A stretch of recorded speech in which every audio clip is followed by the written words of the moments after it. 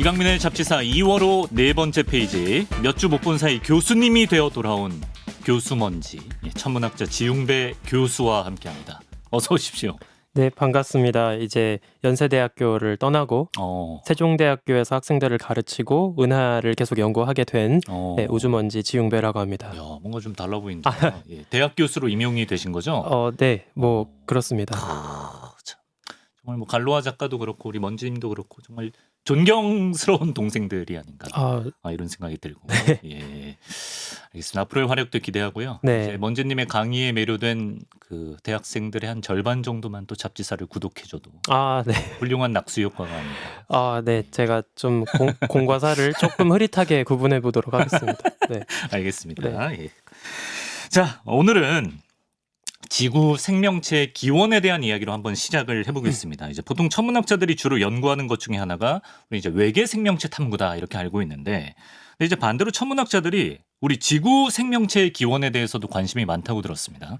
네, 맞습니다. 왜냐하면 뭐 안타깝게도 아직 우리가 생포한 생태계의 사례는 지구밖에 없잖아요. 외계 생명체는 생포한 게 없다. 네, 예. 뭐 생포한 적이 있다고 믿는 분들도 가끔 있긴 하지만 그래서 이 외계 생명체를 포함해서 결국에 이 우주에서 생명이 어떻게 탄생하느냐를 먼저 이해를 해야 지구 바깥에 정말 다른 생명체가 가능한지, 또 어디를 봐야 생명체를 발견할 확률이 높을지, 이런 거를 좀 더 체계적으로 계획을 잡을 수 있단 말이에요. 그러다 보니까 그나마 우리가 알고 있는 유일한 사례인 우리 지구, 이 지구 생태계의 기원을 먼저 이해하려고 하는 노력들을 많이 하고 있습니다. 이제 이와 관련해서 이제 본격적으로 지구 생명체 기원의 가능성이 우주로 뻗어나가게 되었던 되게 중요한 사건이 하나 있거든요. 이제 전통적으로 우리가 지구 생명체의 기원이라고 하면 당연히 생명의 재료가 오래전 지구 어딘가에서 만들어졌을 거다라고만 생각했어요. 네, 그렇죠. 뭐 당연히 원자 단위로는 아주 간단하게 여러 물질들이 태양계 바깥에서 지구로 날아왔을 거다라고는 생각할 수 있지만 유의미하게 인간을 포함해서 생명체의 DNA를 구성하는 그런 기본 재료들은 아마 지구 어딘가 뭐 바닷속이건 뭐 초기 지구의 어떤 뜨거운 호수건 이런 지역에서 제조가 되었을 거다라고 생각을 한 거예요.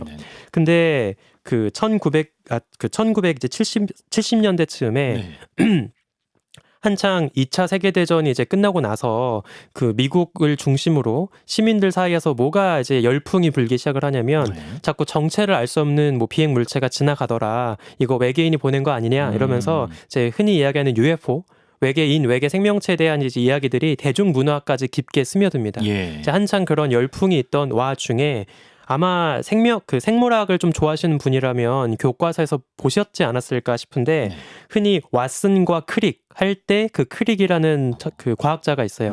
이제 프랜시스 크릭이라고 하는 사람인데 이 사람은 그 우리 몸속의 DNA가 이중나선 꽈배기 모양으로 꼬여 있다. 이제 이거를 밝혀내서 나중에 노벨상을 탔던 아주 유명한 과학자이기도 합니다. 근데 이 그 프랜시스 크릭이라고 하는 사람이 당시 레슬리 오겔이라는 다른 화학자랑 같이 잡담을 나누다가 되게 이상한 이야기를 하나 해요. 어떤 이야기를 했죠? 내가 고민해 보니까 이 지구 생명체의 기원은 어쩌면 지구가 아닐 수도 있다. 그럼요. 우주 바깥에서 날아온 소행성이나 운석에 어떤 생명의 기본 물질이 묻어 있었고 그게 그대로 지구에 떨어지면서 지구 생명체의 씨앗이 되었을 가능성도 있다.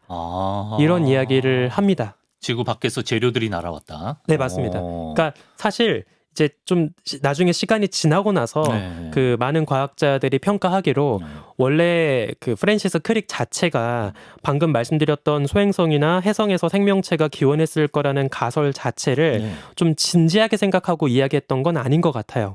그래요? 그냥 농담이었나? 약간 반 농담, 반 진담 정도의 이야기였던 것 같은데 왜냐하면 당시까지만 해도 아무리 지구에서 생명의 기원 그 최초의 탄생 현장이 어디인지를 찾아보려고 해도 답이 안 나오니까 뭐 그러면 우주 아닐까? 뭐 이제 이 정도의 가벼운 이야기를 한 것 같습니다. 그런데 그 이야기가 그동안 벌써 무럭무럭 자라가지고 천문학자들, 생물학자들이 아주 진지하게 연구하는 하나의 분야로 성장을 했어요. 그래요? 네, 그래서 실제로 이제 뭐 단순하게 아미노산 같은 수준을 벗어나서 아까 잠깐 오프닝에서 말씀하신 물곰처럼 네. 어느 정도 완성된 생명체나 생명 물질의 수준으로 이미 소행성이나 운석에 그런 애들이 살고 있었고 걔네가 그대로 지구까지 날아와서 네. 이제 지구 생명체의 씨앗이 된 거 아니냐 이제 이런 생각을 하고 있는 거죠. 아, 좀 진지하게 연구하는 사람들이 네. 생겨났다. 그 아마 영화 SF 영화 좋아하시는 분들은 아실 수도 있을 텐데 그 에일리언 시리즈 중에 프로메테우스라고 있어요. 아, 보진 못했네. 네. 예. 근데 그 이야기가 바로 방금 말씀드린 프랜시스 크릭의 가설을 바탕으로 하고 있습니다. 아, 그래요? 네. 네. 뭐 이게 스포일러일진 잘 모르겠는데. 나온 지 한참 됐는데. 예. 네, 그러면 늦게 보신 거를 후회하시길 바라면서 예. 그 영화의 이제 주된 그 배경이 우리 인간의 진짜 조상이 알고 보니 오래 전에 지구에 왔던 외계인이었다. 그러니까 네. 그 외계인이 네. 오래 전에 지구의 바닷속에 몸을 던졌고 그 몸 속에 있던 DNA가 그대로 분해가 되어서 지구 생명체의 씨앗이 되었다. 그래서 영화 속에서 어떤 일들이 벌어지냐면 네네. 그 단순하게 우리 지구 인류의 조상일 거라고 생각한 이제 별로 날아가서 네. 외계인의 시체를 발견을 해요. 네. 근데 알고 보니까 외계인의 시체 속에 있는 DNA 구조랑 인간의 구조랑 똑같은 거예요. 그러니까 우리가 이제 그 외계인으로부터 물려받은 이제 후손이었다. 그 영화의 반전이구나. 네, 맞습니다. 그래서 이제 그 영화 속에서는 아마 엔지니어 이렇게 부를 거예요. 인간을 만든 엔지니어들이다 이제 이렇게 부르는데 이제 그 가설이 조금씩 실제 과학 연구 현장에서 좀 분석이 되고 있는 거죠. 그런 걸 이제 범종설이라고 합니다. 아, 맞습니다. 이게 사실 좀 용어에 약간의 이슈가 있는데 옛날에는 이거를 범종설이라고 불렀어요. 자, 어떤 뜻이냐면 그 한 동네에 살고 있던 민들레 씨앗이 바람을 타고 옆 동네 산으로 건너가듯이 우주 전역에도 범용적으로 생명 물질이 막 퍼지면서 계속 그 발화하고 있다 이런 뜻에서 범종설 이런 식으로 불렀거든요. 근데 지금은 조금 표현에 어폐가 있다라고 생각을 해서 그냥 영어로 표현을 많이 쓰고 있습니다. 그래서 판스페르미아 이렇게 이제 좀 더 다른 이름으로 많이 부르는 것 같아요. 아, 그렇군요. 네. 예. 자, 흥미롭습니다. 지구 생명체의 어떤 씨앗이 지구 밖 뭐 소행성이나 혜성으로부터 이제 날아왔을 거라는 생각인데 뭐 어느 정도 우리가 뭐 믿어야 될까요? 설득력이 어느 정도 있을까요? 예. 일단 그 정황적으로만 보면 매력적이라고 생각합니다. 당연히 우리 태양계, 지구 바깥에 있는 태양계 외곽의 소행성이나 운석들에서 다양한 화학 성분들이 얼어붙어 있기 때문에 그 물질이 지구에 왔을 가능성은 당연히 있죠. 그럼 이제 이걸 확인을 해야 될 거 아니에요. 그렇죠. 그러면 가장 확실한 방법은 직접 소행성이나 해성까지 날아가서 거기에 꽁꽁 얼어있는 물질을 캐내고 그것이 진짜 우리 지구 생명체의 물질과 일치하는지 이런 거를 이제 확인을 해야 될 거예요. 그래서 최근 들어서 나사도 그렇고 또 일본의 작사라고 하는 우주 기구가 있거든요. 이제 그런 다양한 국제 우주 기구에서 소행성 탐사를 굉장히 활발하게 하고 있습니다. 가장 최근에 이제 있었던 좀 재밌는 이야기를 드리면 일본이 또 소행성에 되게 관심이 많거든요. 그래서 되게 다양한 소행성 탐사선들을 보내왔는데 이제 그 중에 하야부사라고 하는 시리즈가 있습니다. 그래서 이제 하야부사 2호가 소행성 류구라고 하는 곳에 방문을 했었어요. 참고로 이게 되게 재밌는 방식이었던 게 단순하게 탐사 로봇이 소행성에 가서 뭐 착륙을 하거나 주변을 맴돌면서 그냥 사진 찍고 데이터 얻고 지구로 전송하고 이게 다가 아니라 직접 소행성에 다가가서 한번 콩 꿀밤을 때려요.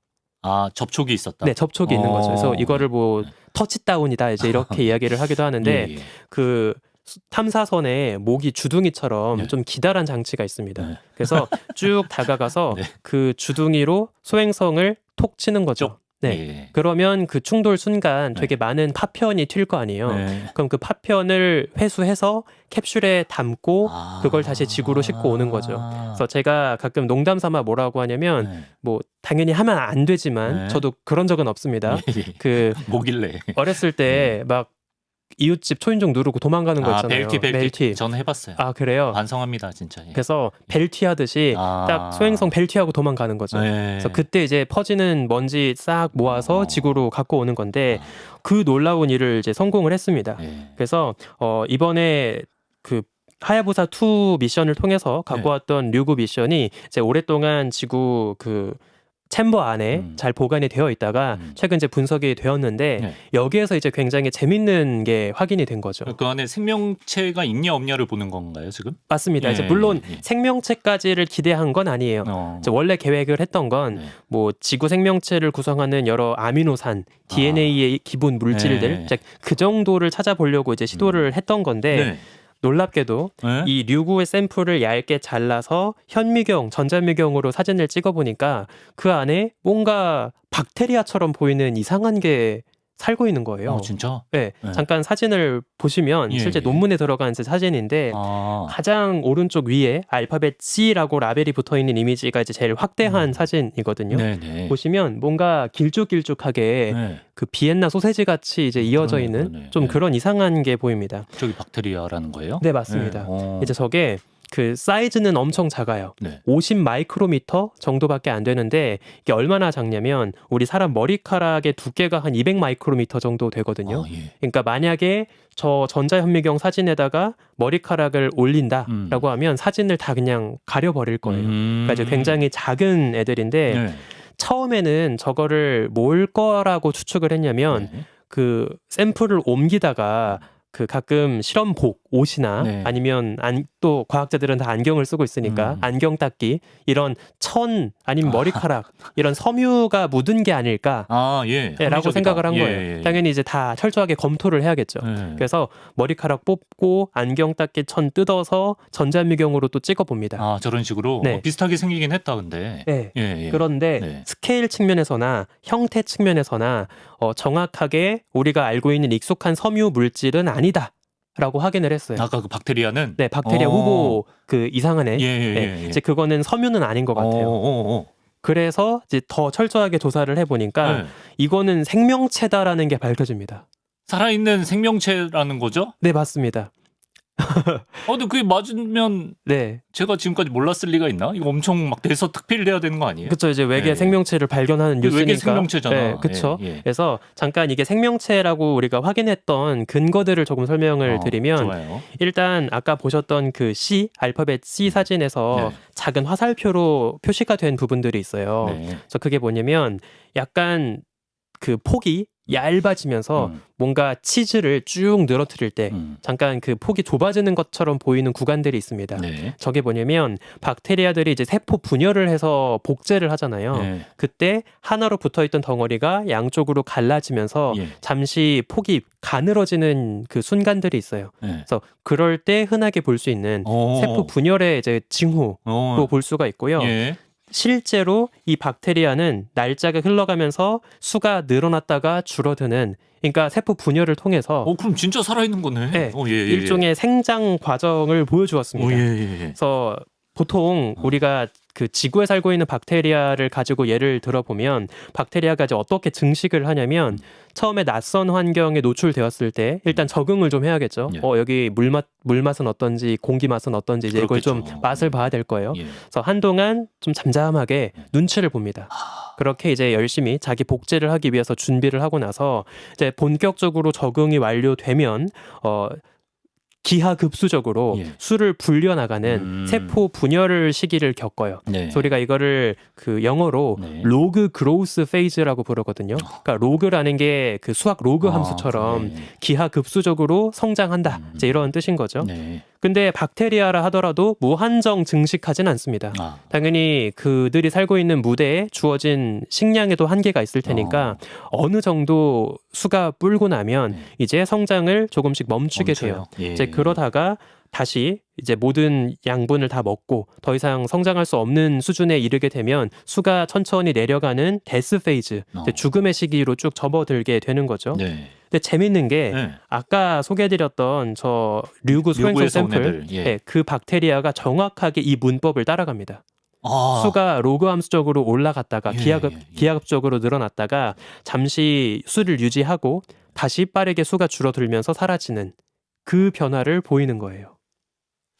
항상 좀 뭔가 반전이 항상 있었어가지고 네, 지금 네. 예. 그래서 잠깐 설명을 네네네네네. 드리면 아까 말씀드린 저 박테리아 후보 필라멘트라고도 이제 부를 수 있을 텐데 저 가닥들이 맨 처음에 샘플을 까서 전자현미경으로 찍었을 때에는 수가 한 11개 정도밖에 안 됐어요. 예. 그런데 네. 한 3주 정도 지났을 때 수가 150개까지 늘어납니다. 와, 그러니까 예. 불어난 거죠. 네, 네. 그러다가 다시 시간이 지나면서 36개까지 줄었어요. 성장을 멈춰서. 네. 예. 그래서 이거는 박테리아다라고 이제 확실하게 확인을 한 거죠. 예. 그렇다면 이거 정말 드디어 인류가 그토록 찾고 있던 외계 생명체, 네. 뭐 물론 박테리아 같은 기대 이하인 애들이긴 하지만 진짜 외계 생명체를 찾은 거냐? 아니, 대단한 거지 박테리아여도. 라고 하기는 어렵습니다. 아, 이럴 줄 알았다. 방금 약간 표정에서 느껴졌다. 네, 이게 뭐예요 그럼 얘네는? 예. 알고 보니까 예.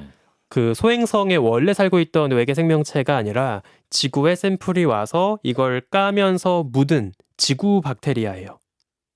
아, 지구까지 와서 묻은 애들이네요. 네, 맞습니다. 그래서 아, 실제로 성공하다, 진짜. 이 논문에 보면 네. 이 과학자들이 이 현상을 네. 나름 또 재밌게 좀 거친 표현이긴 하지만 이름을 어떻게 지었냐면 레피드 콜로나이제이션이라고 했거든요. 그러니까 굳이 직역을 하면 급성 정복을 했다. 우리 지구의 박테리아가 소행성 샘플이라는 낯선 그 땅 위에 예. 빠르게 정복을 했다. 뭐 이제 이런 식으로 표현을 한 거예요. 예. 그래서 이걸 이제 어떻게 지구 생명체라고 우리가 판단을 하게 되었냐면 그 지구 박테리아들 중에 딱 기다란 필라멘트 빨대처럼 생긴 애들이 있거든요. 네. 이제 그런 애들을 그 막대기 박테리아라고 해서 네. 바실루스라고 불러요. 이 바실루스라는 이름 자체가 막대기라는 뜻을 갖고 있는데 네. 사실 우리가 흔하게 볼 수 있는 형태의 박테리아입니다.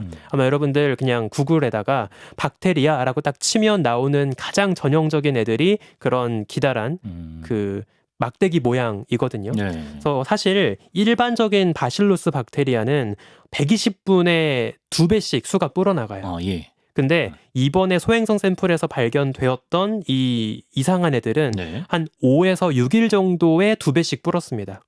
되게 더디네요. 네, 맞아요. 성장이 되게 더디죠. 예. 사실 그거는 자연스럽게 설명할 수 있는 게 이 네. 샘플이 도착을 하고 나서 최대한 오염되지 않도록 하기 위해서 공기가 없는 진공 챔버에다가 두고 거의 몇 개월 동안 보관을 하거든요. 네. 이제 그렇기 때문에 아마 산소도 없고 압력도 낮으니까 네. 아마 굉장한 스트레스를 받았을 거예요.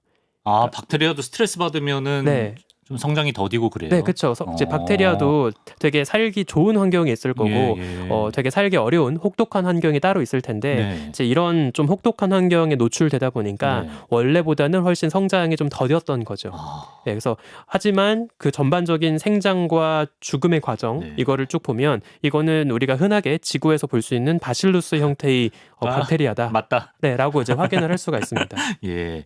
어쨌든 연구진도 오염이 안 되기 위해서 나름 노력을 했는데 결국 피하지 못한 거네요. 그러면. 네, 맞습니다. 생각을 못한 게 아니라. 이게 이제 굉장히 중요한 건데 예. 일단 외계 생명체라고 기대했으나 알고 보니 지구 박테리아였다. 아, 머쓱타드 이러고 이제 끝나면 그렇게 훌륭하고 똑똑한 분들이 네, 이제 예. 그냥 시시한 발견일지도 모르겠지만 예. 의외로 이게 또 우리에게 시사하는 바가 굉장히 큽니다. 어떤 일단 첫 번째, 네. 지금 방금 잘 말씀해 주신 것처럼 천문학자들은 지구 바깥 소행성이나 뭐 다른 행성, 물질을 탐사할 때 최대한 지구의 때가 덜 묻을 수 있도록 오염을 방지하는 일종의 프로토콜을 준수하고 있거든요. 예. 아까 말씀드린 것처럼 이 소행성 샘플도 지구에 딱 왔을 때 곧바로 까보는 게 아니라 진공 챔버에. 그렇죠. 우리 뭐 택배 받으면 바로 까보고 싶잖아요. 네네. 그처럼 심지어 로켓 배송으로 날아온 거니까 진짜 로켓 배송이죠, 이게. 로켓 예. 타고 날아온 거니까 예, 예, 예. 얼마나 까보고 싶었겠어요. 네. 근데 그 마음 꾹 참고 네. 몇 개월 동안 최대한 혹시 거기에 살고 있었던 지구 박테리아 다 죽을 때까지 기다렸다가 까보는 거거든요. 이런 식으로 철저하게 규칙을 준수해서 했는데도 이게 묻어 있다는 거예요. 아. 이거는 우리가 지금까지 따라갔던 이 오염 방지 프로토콜이 네. 뭔가 좀 문제가 있나 보다. 빈 구멍이 있나 보다. 네. 우리의 방역망이 뚫렸구나라는 거를 시사하는 거죠. 이게 사실 되게 중요한 게 점점 우리가 우주 탐사 기술이 발전되면서 네. 이제 단순히 로봇을 보내서 사진 찍고 데이터 보내고 하는 수준을 넘어가지고 아예 다른 행성의 샘플을 지구로 들고 오는 네. 이런 방식의 시도를 많이 하려고 하고 있어요. 네네. 근데 이미 이 소행성 샘플에서조차 오염이 확인되고 있다면 앞으로 계획되어 있는 다양한 탐사들도 우리가 과연 믿을 수 있겠느냐 이제 이런 고민을 그러게. 해야 되는 거죠. 예. 예를 들어서 하나 재밌는 사건이 있었던 게 그 예전에 갈릴레이 탐사선이라고 있거든요. 네. 이 갈릴레오 탐사선이 목성을 탐사했어요. 네. 목성 주변을 쭉 돌고 미션이 끝나서 이제 이 탐사 로봇을 어떻게 폐기할 것이냐가 이제 되게 큰 이슈였거든요. 네. 근데 이 일부 천문학자들은 갈릴레오 탐사선 그냥 목성 구름 속에 다이빙 시키자. 그럼 목성 구름 어차피 짙은 대기권이니까 그 안에 떨어지면서 별똥별처럼 싹 파편이 돼서. 그냥 부서지지 않겠냐. 예. 그냥 그렇게 버리자라고 예. 이제 이야기를 한 거예요. 네. 근데 당시 갈릴레오 탐사선에는 그 핵 연료가 들어 있었거든요. 그래서 일부 이제 좀 걱정이 많은 천문학자들이 네. 근데 생각해 보니까 목성은 수소 덩어리잖아. 그러면 수소 덩어리 안에다가 핵 연료를 집어넣어? 이거 수소 폭탄 되는 거 아니야? 인간의 실수 때문에 목성이 별이 되어버리는 거 아니야? 뭐 이제 이런 영화 같은 상상을 한 거예요. 그러면 혹시 모르니까 안전하게 딴 데다 버리자 해서 나왔던 후보가 목성 곁을 돌고 있는 얼음 위성 중에 유로파라고 있습니다. 아, 유로파에. 네, 아마 제가 여기 나와서 몇 번 그렇죠. 언급했던 예. 천체일 텐데 네. 이 유로파 그냥 얼음 평원에 버리자. 위험하게 그 목성 구름 속에 던지는 도박하지 말고 네. 그냥 얼음에다가 버리자라고 이제 이야기를 한 거예요. 네. 근데 또 일부 천문학자들은 그거를 좀 걱정했습니다. 왜요? 왜냐면 유로파는 그 얼음으로 덮여 있지만 지하에 액체 바다가 있어요. 그렇죠. 예. 그리고 우리가 지금 높은 확률로 외계 생명체까지 그치, 기대하고 그치. 있습니다. 네, 그래서 배웠죠. 이미 유로파의 탐사선도 보내놨잖아요. 네. 근데 만약에 철저하게 싹싹 닦아서 네. 보내지 않은 아마도 지구에 박테리아나 뭔가 물질이 묻어있을 확률이 높은 갈릴레오 탐사선을 그대로 유로파에 추락시키면 네. 의도치 않게 또 갈릴레오에 묻어있던 애들이 유로파에 옮겨지고 전염돼서 네. 유로파가 우리 지구 생명체가 이제 퍼지게 될 수도 있다. 유로파 생태계에 네. 지구때가 묻어서. 그렇죠. 그러면 네. 만약에 당시에는 물론 당장 어려웠겠지만 만약에 우리의 한 30년 뒤 후배들이 네. 유로파 탐사선 만들어가지고 유로파에 가서 갔는데. 탐사했는데 네. 박테리아가 있어요. 아, 근데 이거 유로파 태생 맞아? 그러네. 아니면 옛날에 우리 선배들이 묻혀놓은 지구 박테리아야? 알 길이 없는 거예요. 아, 그 문제가 또 있구나. 네, 예, 그러니까 그러네, 물론 그러네. 단순하게 유로파의 환경을 보호하자를 넘어서서 좀 더 과학적인 맥락에서 봤을 때 그러네요. 이 순수하게 남아있는 유로파의 상태를 오염시켜버리면 예. 나중에 가서 데이터의 신빙성이 떨어질 수 있다는 거예요. 아, 일리 있다. 네, 그래서 이거를 방지하기 위해서 그냥 목성에 떨구자. 라가 이제 결정이 되었던 거고 네. 그래서 목성 구름 속으로 다이빙을 한 거죠. 무사히 목성은 아무 일이 없었습니다. 아, 그 첫 번째 천문학자가 걱정한 일은 없었다. 네, 네, 네. 예, 수소폭탄은 없었다. 네. 예.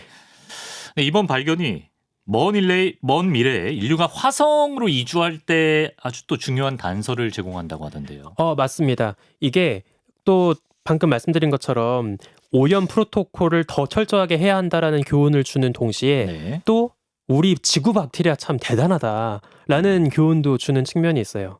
생각해 보면 네. 지금 먼 우주에서 소행성을 좀 캐가지고 네. 이제 갖고 왔단 말이에요. 네. 그러면 지구 박테리아 입장에서는 전혀 살아본 적이 없는 낯선 땅이잖아요.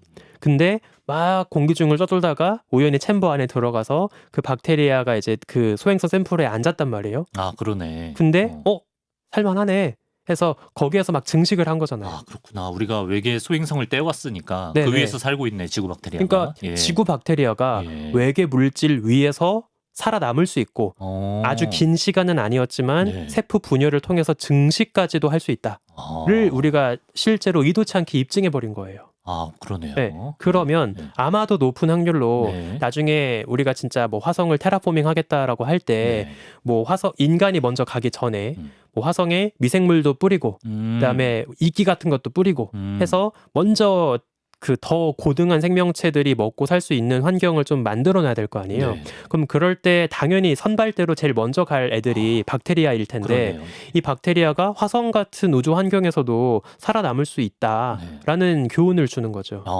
네. 또 그런 것도 한번 해볼 수가 있네요. 네, 맞습니다. 그 오프닝에 나왔던 그 달 탐사선에 실려갔던 물곰들도 정말 살아 있을까요? 달에?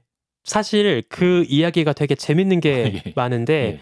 일단 네. 그것도 좀 반반으로 갈리는 것 같아요. 왜냐하면 그래요? 네. 당연히 물곰은 생명력이 너무 뛰어나서 네. 뭐 무중력 공간이건 밥을 주지 않아도 뭐 몇 달까지 살 수 있다. 휴면 상태가 네, 그렇죠. 돼가지고 이런 이야기를 많이 하잖아요. 네. 근데 벌써 아폴로 미션이 있었던 지도 이제 한 5, 60년 됐기 때문에 그 정도까지 긴 세월을 과연 아무것도 아. 없는 상태에서 버틸 수 있을까? 살았어도 지금은 뭐 어려울 수도 지금은 있다. 어렵지 않을까? 이런 생각을 해볼 수 있을 것 같아요. 네. 하나 좀 말 나온 김에 예. 재밌는 이야기 드리면 이제 또 아마 올해부터 그 아르테미스 미션이라고 해서 아폴로 미션의 뒤를 이어서 다시 그 미국의 우주인을 달로 보내는 이제 그 미션이 다 재개가 될 텐데 이 아르테미스 미션을 논의할 때 네. 그 나왔던 되게 재밌는 그 탐사가 하나 있습니다. 누구 데려가는구나. 아, 데려가는 게 아니라 아니요. 갖고 오는 거예요. 뭘 갖고 오죠? 아폴로 미션 때 예. 이제 우주인들이 달에 가서 네. 짧게는 하루, 길게는 한 하루 이틀 정도 이제 머물다가 오거든요. 예. 그러면 하루 이틀 동안 달에 어쨌든 있다가 오는 거잖아요. 네. 그러면 뭘 해결해야겠어요? 용변. 용변을 봐야겠죠. 예, 예. 달에 있는 동안 네. 참고 올 수 없잖아요. 거기 누셨겠네요. 네. 그래서 예, 예. 당연히 우주복 벗고 본 건 아니고 이제 그 안전하게 네. 우주복에 연결된 예. 그 주머니에다가 그 배변 주머니에다가 네. 이제 배변을 넣어서 네. 뭐 굳이 갖고 올 필요 없으니까 그냥 던져놓고 온 거예요. 쓰레기 봉투처럼. 네. 예. 그래서 그게 하얀 그 비닐백 안에 이제 포장이 된 채로 달에 예. 남겨져 있거든요. 예. 근데 중요한 건 네. 사람의 변은 엄청난 미생물 파티입니다. 그치. 그러면 그 아폴로 선배들이 두고 왔던 배변 주머니 안에 예. 자기 뱃속에 살고 있던 미생물들이 드글드글한 채로 그대로 옮겨져서 그렇죠. 지금 50년째 달에 남아 있다는 거예요. 예. 그러면 가서 50년 전에 선배들이 남기고 온 네. 그 똥주머니. 덩주머니 예. 갖고 오보자. 아, 열어보자. 예. 판도라의 상자를 열어보자. 야, 흥미롭다 이거. 그러면 과연 예. 그 안에 살고 있는 박테리아가 아직도 살아있느냐. 예. 이것도 앞으로 우리가 미생물을 활용해서 뭐 재밌다. 테라포밍을 하건 여러 행성들의 환경을 바꾸고자 할 때 재밌다. 되게 재밌는 교훈을 줄 수 그 있겠죠. 변의 주인분들은 지금 다 돌아가셨나요? 아직 살아계신 분도 있고 그분들 허락도 좀 돌아가신- 받아야 되지 않나요? 어, 내 변이 지금 세상에 공개될 판인데. 그것까지 내가 생각해보지 않았습니다. 네. 야, 너무 재밌다 이거. 야, 그거 가져오면 대박일 것 같은데. 자, 뭐 어찌 됐건 간에 앞으로 뭐 이런 연구가 잦아진다고 하셨는데, 그러면 이제 샘플의 오염을 우리가 어떻게 더 철저하게 막을 것인가? 이게 중요한 과제겠네요. 아, 맞습니다. 그 하나 좀 더 첨언을 드리면 이제 앞으로 한 네. 2030년에서 35년을 목표로 현재 나사가 밀어붙이고 있는 되게 흥미로운 미션이 하나 있거든요. 그 이미 화성에 퍼서비어런스라고 하는 탐사 로봇이 열심히 화성 곳곳에 찍먹을 하고 있어요. 네. 그래서 드릴로 구멍을 뚫으면서 뭔가 물도 있고 염분도 있고 어쩌면 생명체의 흔적도 있을 것 같은 암석들을 찔러보면서 드릴로 이제 구멍을 파고 있습니다. 네. 그래서 좁은 그 튜브 같은 관에다가 이제 돌멩이 암석을 잘 저장을 해놓고 있어요. 샘플을. 네. 예. 근데 이걸 모으고 있는 이유가 뭐냐면 궁극적으로 이걸 다시 지구로 갖고 올 생각이기 때문입니다. 그래서 이번에 퍼서비어런스 자체는 이걸 다시 들고 오지 못하지만 네. 앞으로 두 번째 탐사선이 그 퍼서비어런스 근처에 착륙을 할 거예요. 네. 그러면 퍼서비어런스가 보관하고 있던 이 샘플 튜브를 두 번째 그 탐사선에다가 옮겨 실을 거고요. 바통 터치하듯이. 맞습니다. 예. 그렇게 하나하나 옮겨 넣으면 네. 그 두 번째 탐사선 디자인이 되게 재밌는데요. 그 흔히 잠수함에서 미사일 쏘는 거 혹시 보신 적 있나요? 뭐 영상으로는 봤죠. 네네네. 예. 그런 것처럼 예. 그 위에 뚜껑이 열려서 네. 자그마한 로켓이 뽕 하고 날아갑니다. 네. 그래서 빡 해서 이제 화성에서 곧바로 지구로 날아오는 거예요. 아, 진짜? 네, 그래서 그 작은 로켓을 화성에서 발사해서 네. 화성에서 날아간 로켓이 주변을 돌고 있던 궤도선에 도킹을 하고 와. 그대로 이제 지구로 오는, 그러니까 대륙간 탄도미사일이 아니라 행성간 탄도미사일을 이제 쏘는 거죠. 야, 그 기술이 되는구나. 근데 네. 그 기술이 되기가 좀 어렵습니다. 그래서 네네네. 지금 원래 나사가 예. 계획하기로는 이걸 2035년쯤에 후발 탐사선을 보내서 이거를 지구로 갖고 오겠다였는데 네. 이게 갈수록 예산이 불어나고 있어요. 그래서 지금 나사가 일단은 잠정적으로 컷한 상태입니다. 이거 이 정도 예산은 좀 무리다. 다시 저렴하게 할 수 있는 방법이 없는지 한번 대학과 여러 연구기관에서 좀 연구를 해보자라고 해서 예. 지금 예산을 어떻게 절약할 수 있을지를 고민을 하고 있습니다. 예. 그래서 뭐 최악의 경우에는 퍼서비어런스가 해서 모아두었던 샘플 튜브가 그냥 그대로 거기에 거기에 남아 쭉 있을 수도 있다. 있어요. 예. 네. 그리고 지금 나사의 이 미션을 마스 샘플 리턴이라고 이제 부르는데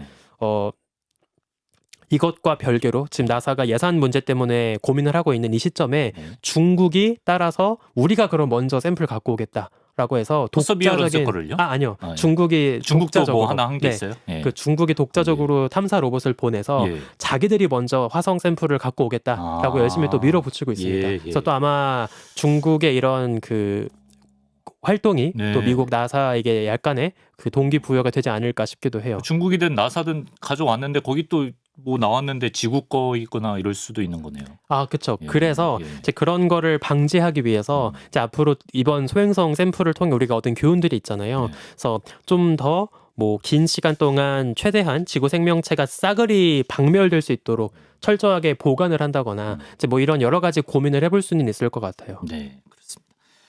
아, 오늘 재밌네요. 마칠 시간인데 류구 소행성 샘플의 박테리아 검출 사건입니다. 이건 정말 사건. 이 사건을 통해서 우리가 어떤 점을 생각해 볼 수 있을까요, 먼저님? 저는 이 소행성이든 운석이든 이런 그 우주 천체를 탐사해서 그 안에 생명 물질이 있는지 없는지를 확인하는 방식 자체가 어쩌면 좀 태생적으로 안고 있는 고민이 있을 거라고 생각이 들어요. 이게 어떻게 생각해 볼 수 있냐면 우리가 샘플에서 생명 물질을 확인하려면 직접 샘플을 갖고 와서 그 안전한 지구 환경에서 확인을 해야 될 거예요. 그렇죠. 근데 그렇게 해버리면 이번 사례에서 볼 수 있듯이 의도치 않게 또 지구 물질이 오염되어 버립니다. 그렇지. 그러면 최대한 지구의 오염을 막으려면 지구에 굳이 갖고 오지 말고 우주 그대로의 모습으로 또 봐야 될 거예요. 근데 또 그렇게 되면 갖고 와서 직접 보는 것보다는 확실치 않겠죠. 그렇지. 그러니까 좀 돌고 도는 쳇바퀴 같은 문제가 않네요. 생깁니다. 그러니까 우리가 이제 어떻게 이걸 해결해야 될까를 생각해 보면 우주에 탐사 로봇을 보내서 마치 지구의 실험실에서 보는 만큼 정교하게 보는 방법을 개발하거나 아니면 지구에 갖고 왔을 때 최대한 오염되지 않을 수 있는 방법을 고민하거나 이제 이런 거를 해야 될 텐데 이제 이 돌고 도는 쳇바퀴를 어떻게 해결해 나가느냐가 되게 중요한 관건이라고 생각을 합니다. 네, 이 쳇바퀴를 어떻게 타개해 나갈지 이제 주목해 봐야 될 것 같습니다. 자, 지금까지 우주먼지 지웅배 교수와 함께했습니다. 먼저님 말씀 고맙습니다. 감사합니다.